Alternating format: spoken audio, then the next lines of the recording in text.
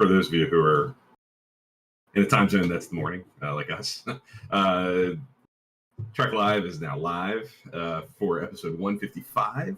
We're going to be talking about episodes that would have made good two-parters. How you doing this morning, Dan? I'm doing good. I'm excited to continue this kind of two-parter type of run that we're doing with Trek Live. I'm excited to talk about episodes of Star Trek that would make good two-parters.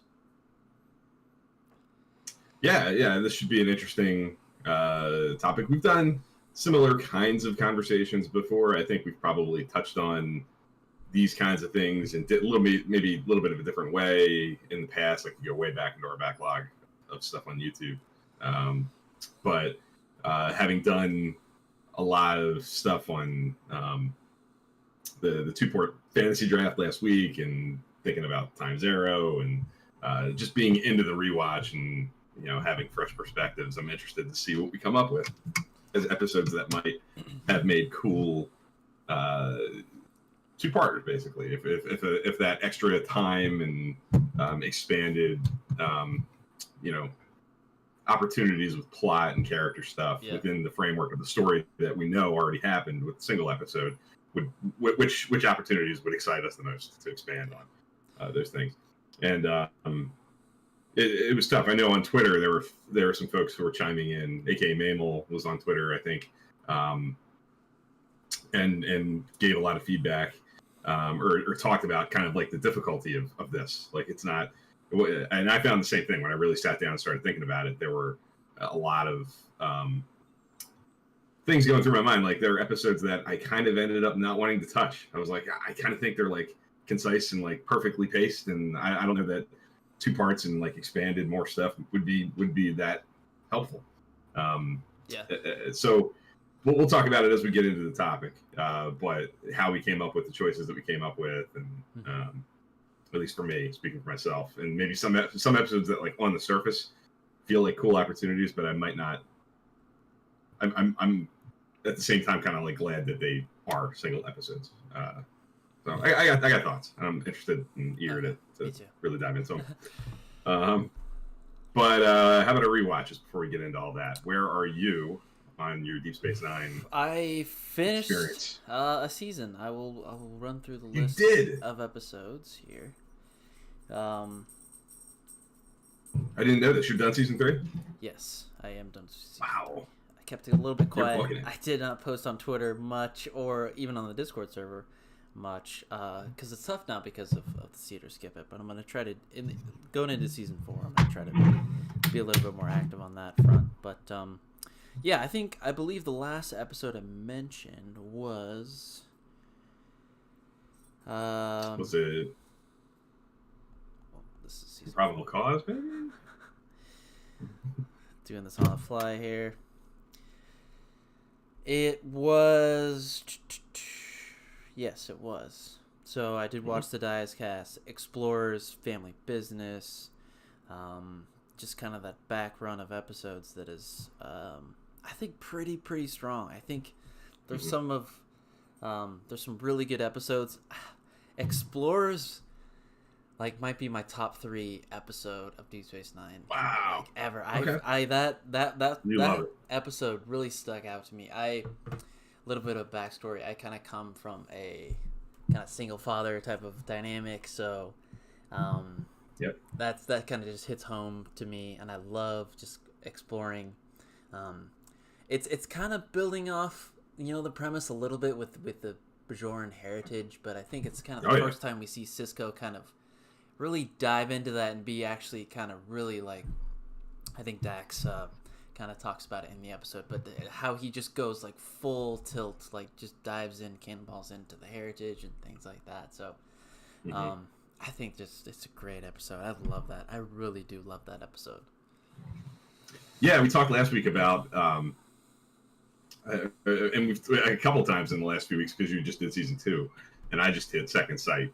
And one of the things we talked about with that was the one thing that episode kind of accomplishes is that it keeps the single dad, widower idea alive for the Sisko character. And Explorers is definitely the hold my beer. It's like, I'll do it real this time. Yeah. really like Take Two. night and day. Yeah, it accomplishes a lot of those same things that Second Sight, I think, set out to do. Things to explore within Sisko's character and his relationship. Not so much with Jake in Second Sight, but a little bit in like the beginning of the episode where he talks about maybe meeting somebody and exploring the widower aspect of his character.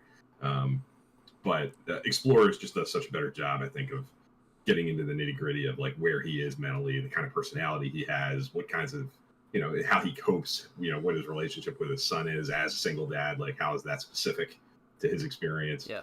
How does Jake see his dad? All that stuff is there. And I'm sure I did not have the same growing up experience that you did, but I can imagine that somebody with that life experience, I mean, Jake Sisko and Ben Sisko is like, that is the relationship that speaks to that experience. Yeah. So for those folks like you who had that growing up, that was reality, that was life. Mm-hmm. That has to, I would imagine, hit home pretty solidly. It really does. Relatable. And the episode does some good stuff for the Jake character as well. I think up to this point, we've been dancing around the fact that won't he go to Starfleet? What's he gonna do? How is he gonna follow his father's footsteps? He's got a lot to kind of prove. But I like that he comes, just to his father and is really vulnerable and really there's some really good stuff in that. So I really do like that episode. Yeah. No, I love to hear it. I think I had a feeling. I remember talking about it even before this rewatch. I think that episode would often kind of come up in your kind of like thinking back to your experience years ago with Deep Space Nine. That was one that kind of like stuck out in your mind, I think.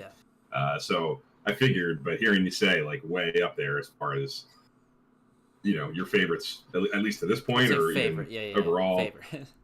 That's a specific. Yeah, but sure, yeah. But I think that's cool to hear, and I'm glad to hear season 3 ended strong. I think we'll stay away from like getting into too many episodes. I want to save that for maybe our season 3 wrap up and doing see it, skip it, and maybe even a fantasy draft at some point down the road. Like we have things we can do to like really sum up that season and look at how each one of the episodes kind of resonated for you.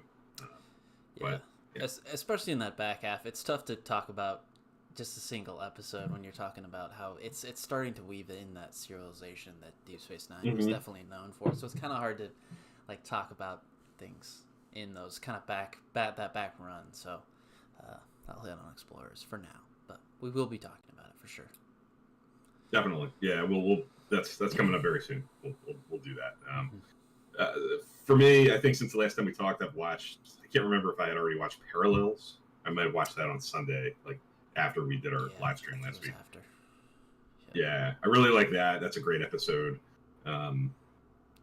That's kind of labeled as the episode that kind of inspired the Kelvin timeline. Like that's the episode that they used to call them the Supreme Court of the leadership of the people who were crafting Star Trek 09 back in like 2007, 2008, like when interviews were coming out and people were talking about what that movie was going to be and how it was going to work.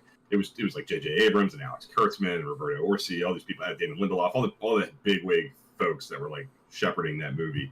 One of the things that they kind of revealed pretty early on was this stray timeline kind of idea, and they would cite parallels as like the way into that idea. These quantum realities that are out there, all these different permutations, and the Kelvin timeline basically is one of these alternate versions of ourselves that are out there that we get to bounce all through in parallels. Really good, really cool, mind-bending Brandon Braga kind of episode. Good Worf stuff. It is kind of like the introduction to the Worf Deanna kind of thing that they play with at the end of season 7. I think it works reasonably well in parallels as like a weird offshoot thing that, as he's traveling through these different versions, different timelines, different universes, it as like a strange possibility that could have played out.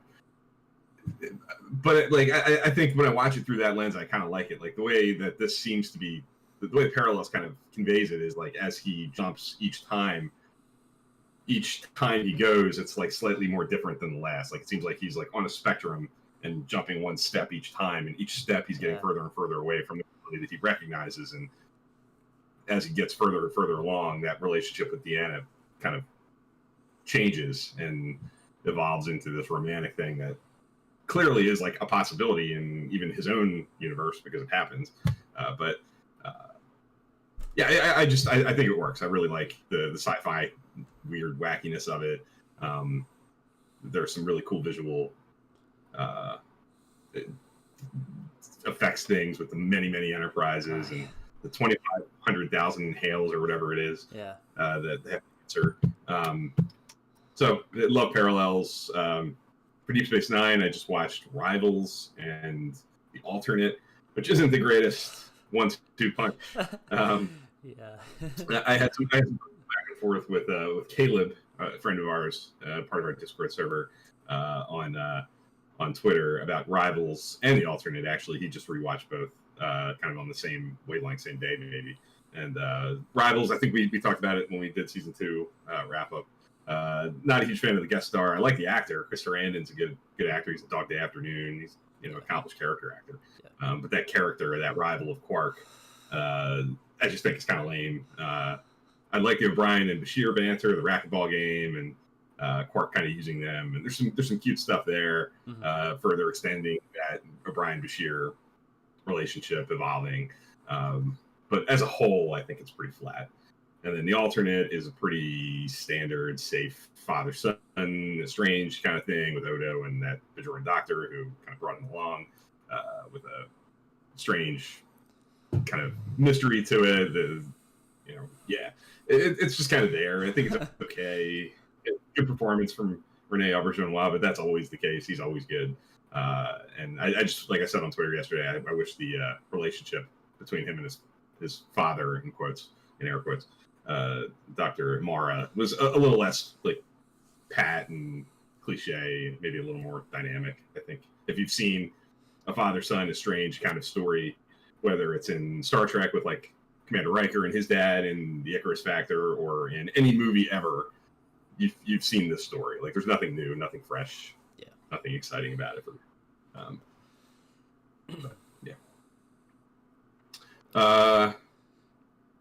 So I think that'll do it for rewatch recap. Yeah, I think so. Spent a little time on that. Jimmy77's in the room and says he actually likes the episode of Rivals. Interesting. Love to hear that. Like I always say, no matter what the episode is, you throw it out there, and somebody out there likes it. There's no universe right there. Yep, absolutely. Rob's in the room. How you doing, Rob? Good to see you as always. Yep. So let's get into, and these are on YouTube. We have YouTube and we have Periscope. Yep. Bit of housekeeping, maybe. You can find us now, as of 2021, live on both. If you're on Twitter, you'll find us there, streaming through Periscope. You'll see it on your Twitter timeline if you follow me at TrekFan4387, and on YouTube, on the Trek Live YouTube channel, people are watching and commenting as well. So available as a live stream in multiple platforms. And as a replay on anywhere where you can find your podcasts. If you're listening to the podcast right now, I appreciate that very much.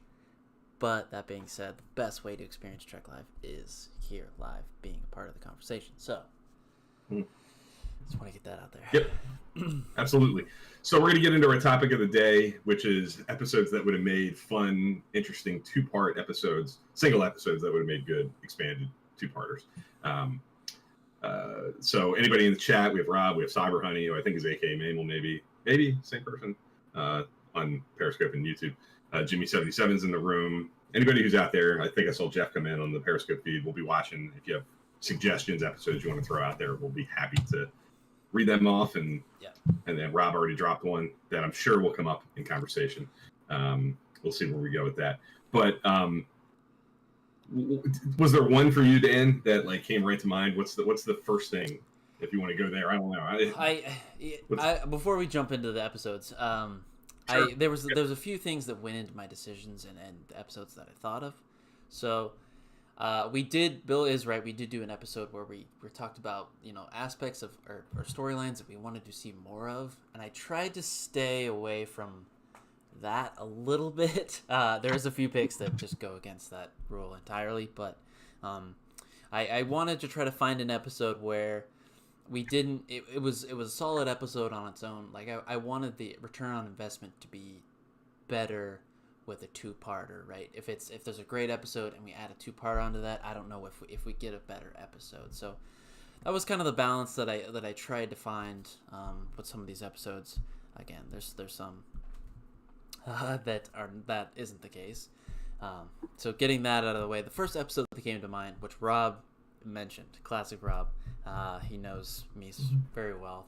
I'm a Voyager guy, so Dragon's Teeth was the first episode that came to mind for episodes that would make a great two-parter. And I think one of the aspects of that is the episode has to do something very big and very it just feel big and have a big sci-fi concept behind it to be able to benefit from the two-parter, right? I talked about the return on investment earlier. It's got to have some heft in the first half to be able to push that, to carry that into the second part of the episode. So Dragon's Teeth, to me, had a lot of the great sci-fi foundations.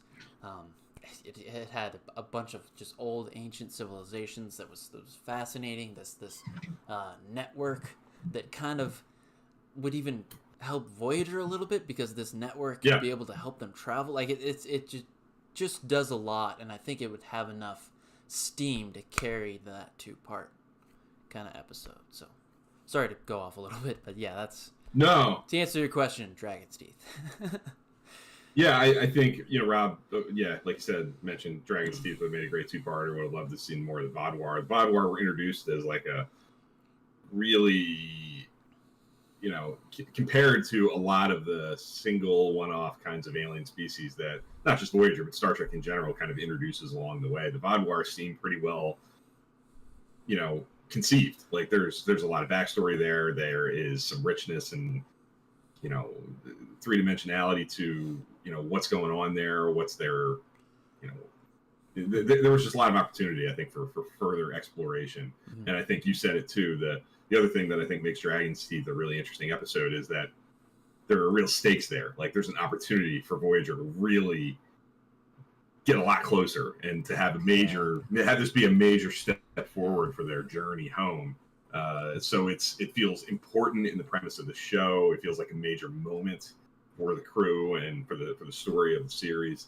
And just from a production standpoint, it feels ambitious and big. And I think it was conceived, I think, originally as one of the many potential Voyager two-parters. And it feels like it. I think you can see it on screen. It feels like it in the story and in the script, that it feels like something that's sort of almost like bursting at the seams on the outside of the episode. Like, feels like it's like pouring out. It feels like it needs more time. And I think that's the thing that maybe for my money, like keeps it from being like a classic. I feel like if it had that extra time to breathe and you really got to develop the Vaadwaur a little bit more, and there was some more juice poured on those steaks with the real, bigness of this moment of this episode, I think it really could have elevated it. And I think it's fun now as it is. I think a lot of the qualities that we've talked about make it a fun episode and an important one. But me too. I mean, to be honest, when we talked about this, that is the kind of classic episode that pops into my mind whenever I think, like, what would be a good two-parter? Dragon's Teeth is like the instinctual, like, that's the first one. So I think Rob brought it up first. Yep. You said it. I agree. So for me, other than that, if I had to stray away from Dragon's Teeth, another one that popped into my mind very quickly was a TNG episode, Conspiracy, from the first season. Oh, yeah. Yep. Which I think, in a weird way, kind of already has a little bit of a setup with coming of age. A few episodes before it, you have, like, Remick and Quinn, the same characters that are in Conspiracy, kind of teeing up this idea that something is amiss, something's weird in the Federation, and in Starfleet's ranks, they're investigating for any potential, like, wackiness going on in the Enterprise. There's clearly something building. It's TNG's sort of first little toe dip into the pool of serialization, things that are not paid off in coming of age, but come a few episodes down the pike. So in a way, you kind of get it, and I think maybe that's why I think of it as like a really good potential two-parter, because it's already kind of playing in that territory as it is. But the coming of age is really, it's really not. I mean, it's its own thing, and there's a little bit there, but it doesn't feel overly connected to conspiracy, like the stuff that we get in conspiracy with who these aliens are and what they're trying to do and what their purpose is and how widespread is this and how much damage has been done, like what decisions have been made. Like there's so much. This is like, I think as big, as wide a canvas as a Star Trek episode maybe has ever painted on. This is like a Star Trek Discovery season arc kind of a story, like that you could just like sprawl, or season 3 of Enterprise kind of a thing, like the corruption in the ranks of Starfleet and how deep does it go? How long has it been there? What decisions, like I said, what decisions have been made? Who's been affected by choices that these, parasites have been pushing? Like what? Yeah. It just leads to so many like rabbit holes to jump down and explore that I think it always has come to mind. And it's a classic, I think, response to something like this when you think about like what episodes would have made a good movie, made a good two-parter, would have benefited from more time and just more there. I think conspiracy usually pops up in those kinds of conversations, and I would definitely echo that. Yeah, it definitely has some. It does feel big, and it's kind of a precursor to some of the stuff we get with the paranoia with the changelings and Deep Space Nine. Yeah, and that stuff. Oh yeah. In that regards, but I totally agree. The conspiracy kind of a little bit of a run there. Definitely has some two-part qualities, I guess. Yeah, there's some great stuff early in that episode with Picard meeting with those other captains on this like barren wasteland planet that's abandoned and like far on the off the radar, where like things like that I feel like would have been really cool to expand on, like how these captains who are like fighting against it or becoming suspicious are communicating their fears and maybe working together. Like I just think with more time, with another episode there, it would have been great. But I think the other thing that kind of edges into my mind as I think about a lot of these things, some of these episodes are great as is. Like Conspiracy, I think works really well. I think it's a really great early episode of TNG. I think it's tense and fast paced and rapid fire and bang bang bang. Like it works as is. So it's not to say like, and that's one of the things that I think is interesting about this topic. Like, are we talking about episodes that feel like maybe missed opportunities because they really needed that time and maybe didn't work as single episodes, or are we talking about great episodes that would have been even better with like expanded, like they're so good and they're so big and they feel so important that like it would have been even better as a two-parter.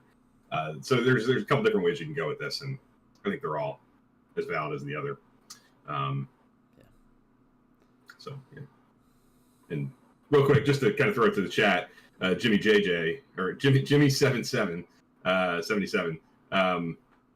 said, what about yesterday's Enterprise? And that's an example to me. Like, yeah, like on paper that makes sense. It's such a big concept. It feels like a big important episode. Sure, of course, I would love for that to be longer. It feels like it's a concept and a story. Yeah, absolutely, and especially when it's that good. Like that's a story and a concept that feels equipped to be a two-parter. But I don't feel like. I feel like it accomplished what it set out to do, and I didn't write that one down. Like on paper, yeah, it makes perfect sense, and it works. And I wouldn't disagree with anybody who named it, but for me, I didn't write it down because I feel like it's kind of perfect as is, and I don't know that. I have a harder time like coming up with, well, what would part 2 look like, or how would you where would you spend the additional time? Yeah. But yeah, I mean, I'd certainly be open to it and hearing more about how to flesh it out. What else came to mind for you from anything? This maybe will go onto fall into the territory of the episode that we did prior to this about aspects that we wanted to see more of. But there's an episode at TOS, Assignment Earth, I think it is. Okay, yeah. This is one of those episodes where I think kind of falls a little bit short, but I think it would be better if it was a two-parter. Right, and I think there's some interesting things to be explored. Right, there's this big sci-fi concept where, it feels casual to go back in time, and I think this is even in TOS. It's crazy to think that, this precedes the temporal Cold Wars. This is before Section 31, things like that. So I think there's some really good stuff here, actually.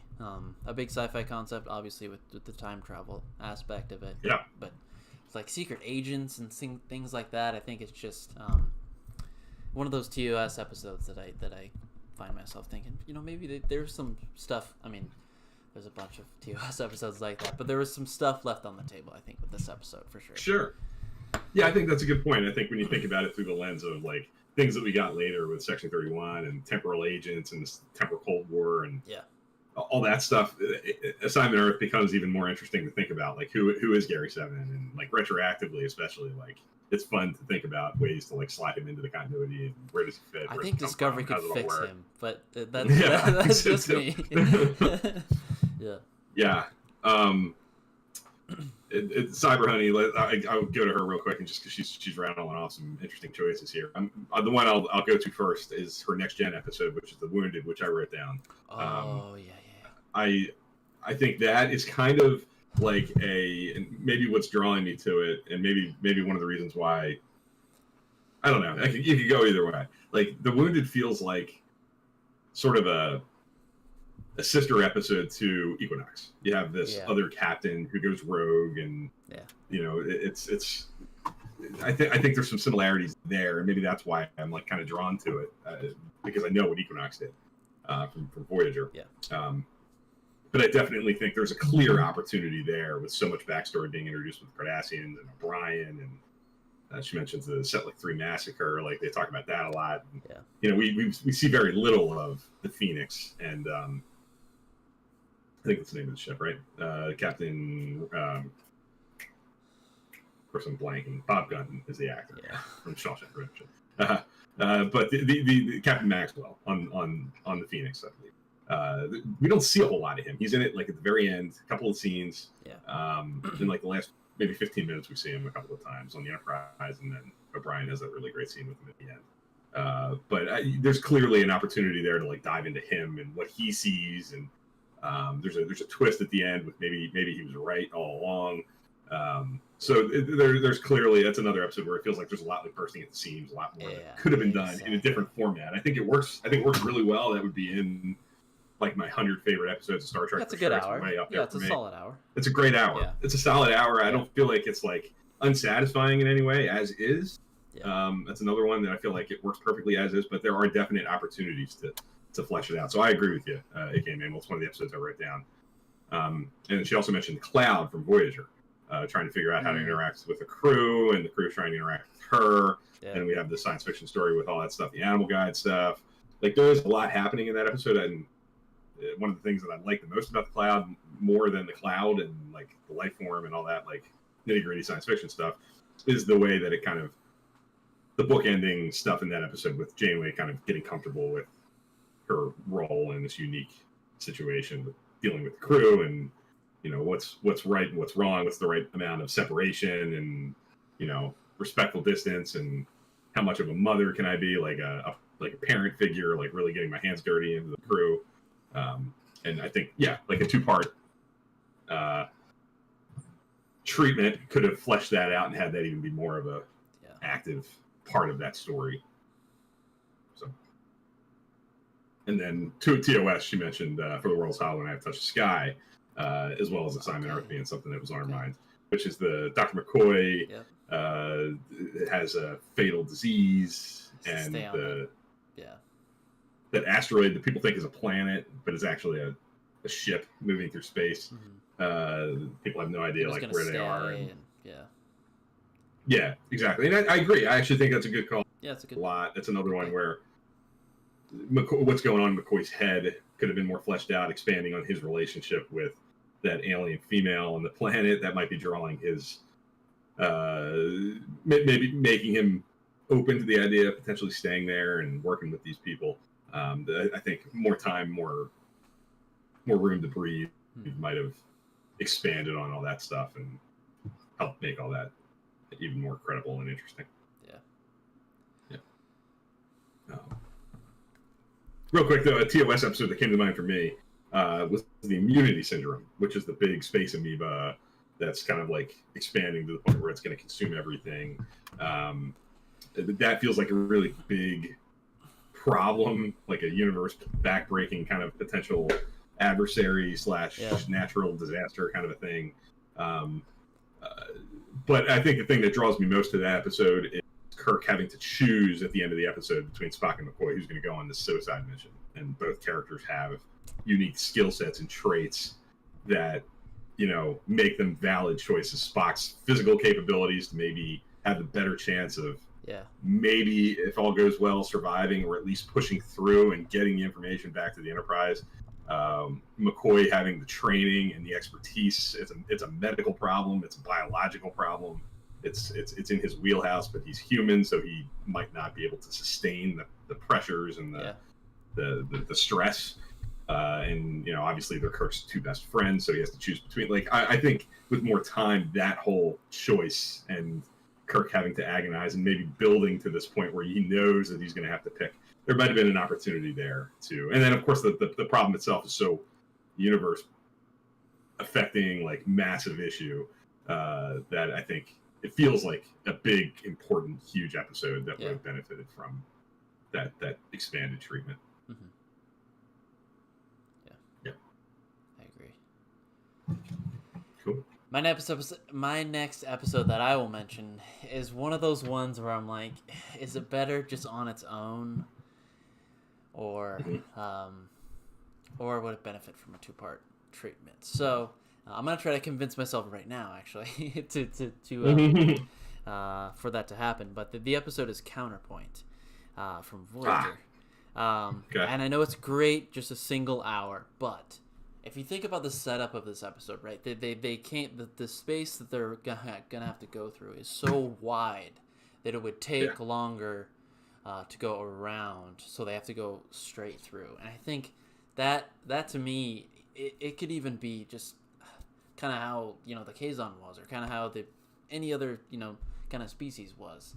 And I think there was some good chemistry, enough chemistry between the captain and the adversary. I forget his name, but there was some really good stuff in that. And I know that Kashik is a great single hour, but I think there was enough there that there was enough meat on the bone to kind of stuff that was set up in that episode with harboring the fugitives. I mean, they weren't even fugitives; they were refugees, I should say, and that kind of dance. And I think I don't know if it would have benefited from doing a serialization kind of piece, a run of episodes, but I really do think that I really like the idea of a part 2 for a Counterpoint. I think so too. I think that's another example of like a problem, an alien society with and it's not even like Voyager does this a lot. I feel like if you boil down, especially in that middle stretch, I feel like they got into this habit often, and it works. I think a lot of the time it works well. The episodes kind of just drop you right into the middle, like of the story. Like they've already been dealing with these people. They have refugees that they somehow came across and are harboring telepathic people that they're hiding in the transporter along with their own crew. So there's a lot of times, I think in some of these Voyager episodes, an implied series of events that happened before. And I like that. I like that it just kind of drops you, like I've talked about on course heading with Discovery and things like that. There's always this perceived things happening off screen. Like we drop in and these people are living lives and serving every day and going through daily grind. Like there are things that we're not seeing every little thing that happens. And there are quite a few episodes of Voyager. Killing Game's another one. It's already a 2-parter, but you get dropped right in and the ship's already taken. Like you don't see the whole take the ship. And I'm glad for that. I mean, how many times do we need to see? We already saw that in Basics, and how many other times we've seen the ship get taken over and captured. Like you got to be careful how often you do that.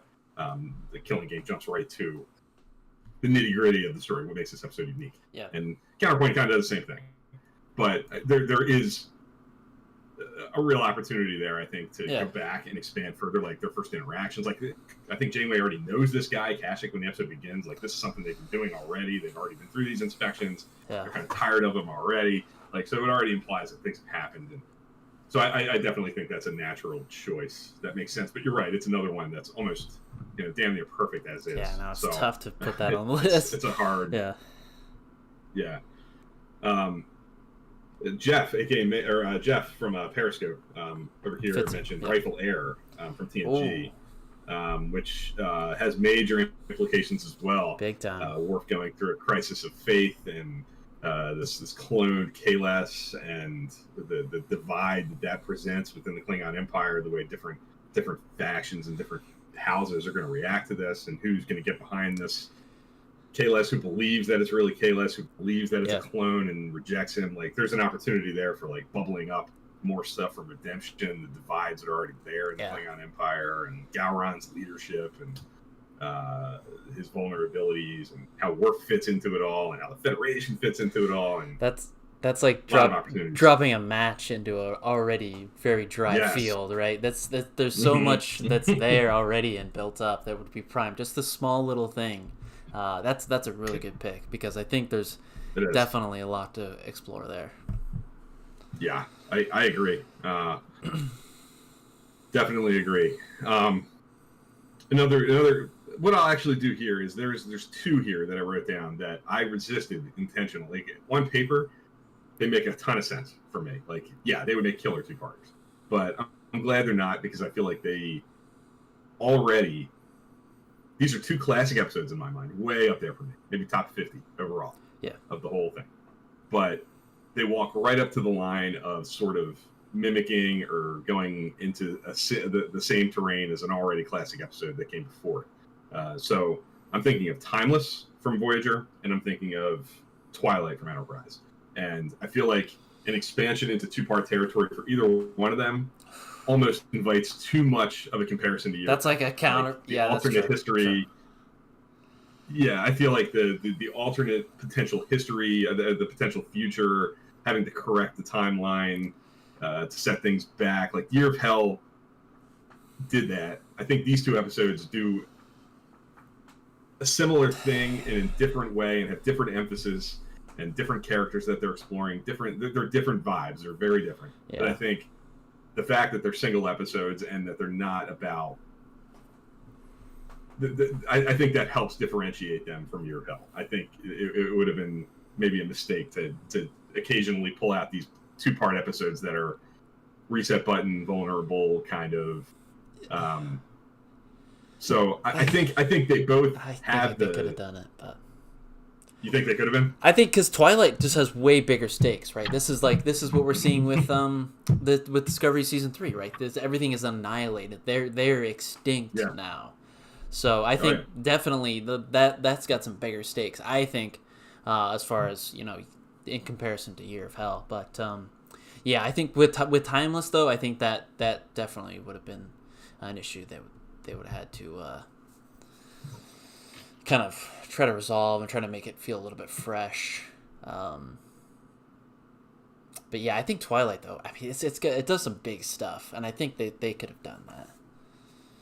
It does, but that's another one where, some of my favorite things in that episode are the ambiguity, like the unanswered questions. When Archer asks T'Pol, just how far has our relationship evolved? And T'Pol just looks at him and it cuts. Like, I don't want to, as much as I want to know the answer to the question, I think it's awesome that we don't know. I love the fact that it cuts, it stops just short, and her expression, her reaction to the question leads you to believe that either avenue are completely possible. Yeah.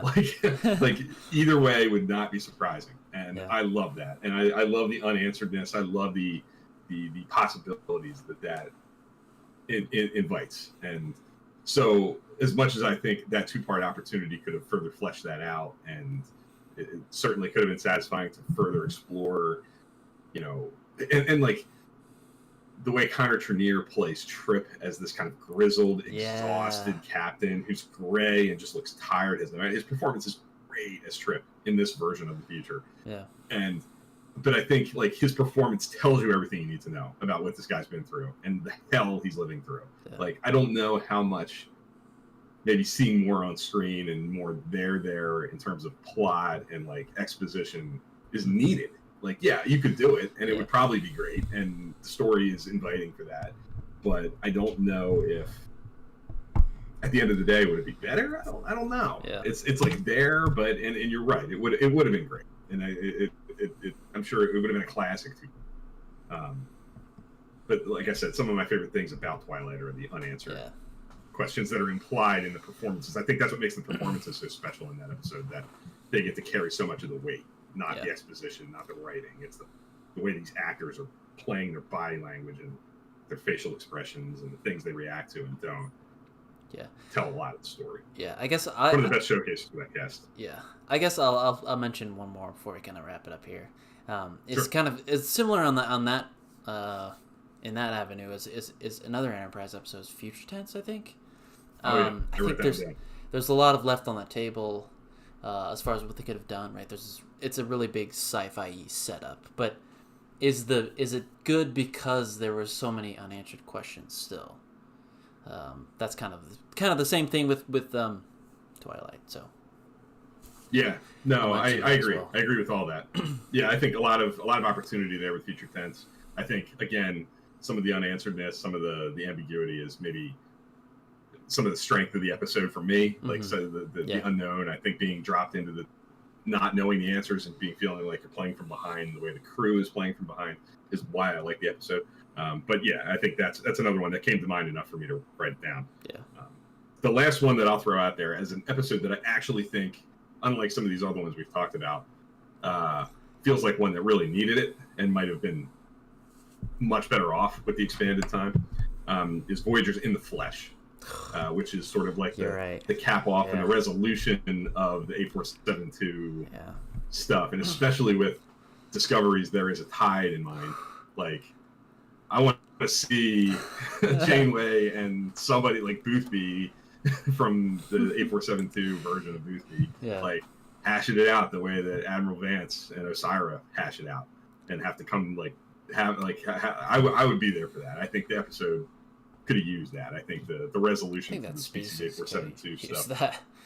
Yeah, I feel like it's a little easy as a cap off and a kind of we're tabling this and making it go away. That I think could have really used more time.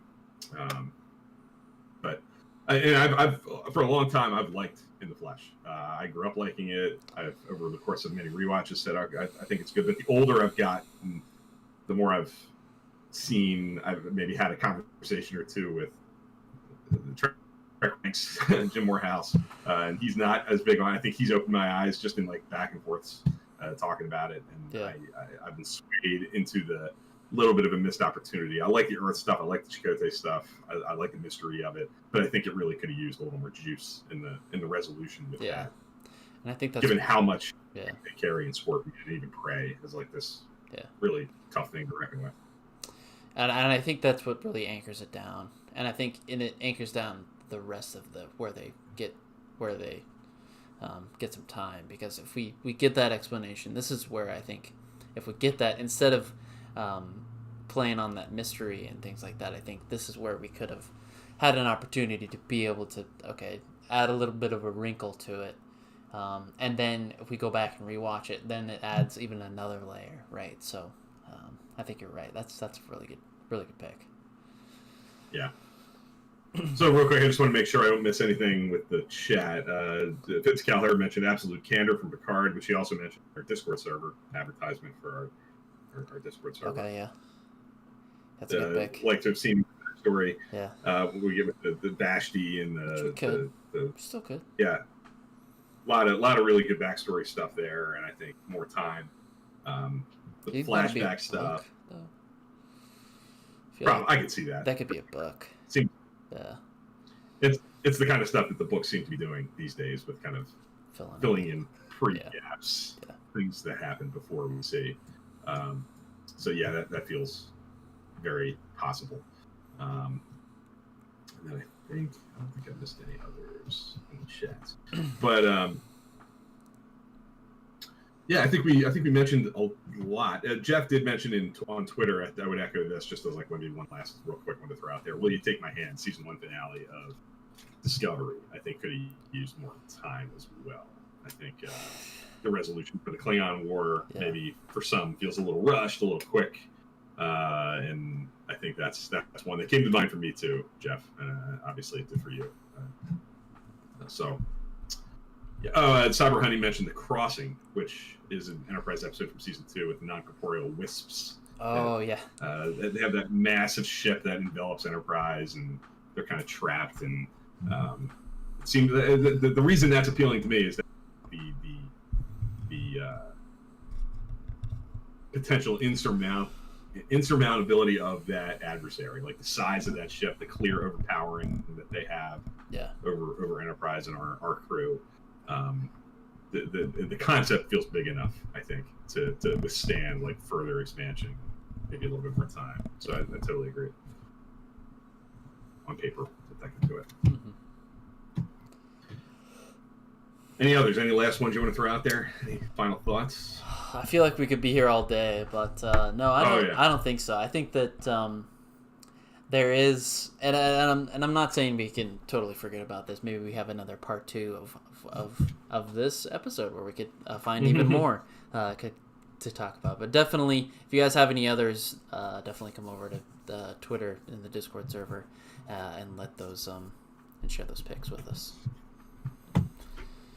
Yeah, agreed. Our Discord server is a great place for those kinds of expanded conversations, continuing the discussion. It's becoming more and more active these days, I feel like. Somebody dropped the bomb earlier this morning about what do you guys think about Tuvix in our Discord server? And that's is like dropping a match and a yeah. Dry field. So those kinds of if you're eager to have the Tuvix conversation, our Discord server is the place to do it.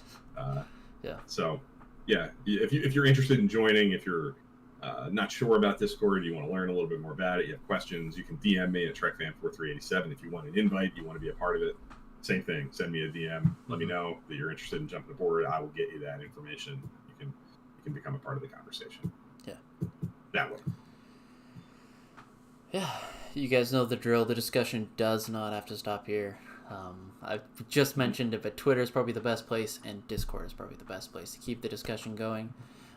We love to hear it, not just this week's topic, or next week's topic, or any topic you want to talk about. Just come over. That's what we love to do. So, for sure. Yep. All right, I think that'll do it for this week. We'll be back next Sunday for more a 2-part Tuvix episode. Jimmy says, I don't know if anybody. That's a bold. Yeah, that's bold ask. Tough. But that's actually not a bad thought, though. Just to respond, I think. Yeah, I mean, Tuvix is already so well developed in the hour, and kind of fall in love with him so quickly in just the one episode. I think it would be maybe even too painful with even more time and more development of his own personality. I think it would become even difficult to get there at the end of the episode. Yeah. No, you're joking, but it would have been, if you want to push to the extreme max of that concept's like toughness and ability to like do it, you can do it. I think there's a real case to be made there. Yeah. If you want to make it as painful as possible at the end, expanding more time with Tuvix would certainly do that. And then real quick, Jeff did mention the chase, which was mentioned a couple times on Twitter. I'll be remiss. I'm surprised that didn't come up naturally for me. That's a huge concept with what connects all these species. Definitely a great choice. I think Jim mentioned it on Twitter along with one or two other people as a clear possible option, and that's 100% yes. Yes. The chase would have been a good 2-part episode without a doubt. For sure. All right, I think that'll do it. We'll be back next Sunday, for more. I'm not sure exactly what we're talking about yet. We're gonna talk about that and kind of chart out our next few weeks. But that'll do it for this 2-part kind of little run of episodes with Time Zero and the fantasy draft and what would have made a good 2-parter. So appreciate you guys hanging with us through these topics, and stay tuned for more. Yep. Thanks for watching, everybody. See you next week. Thanks, guys.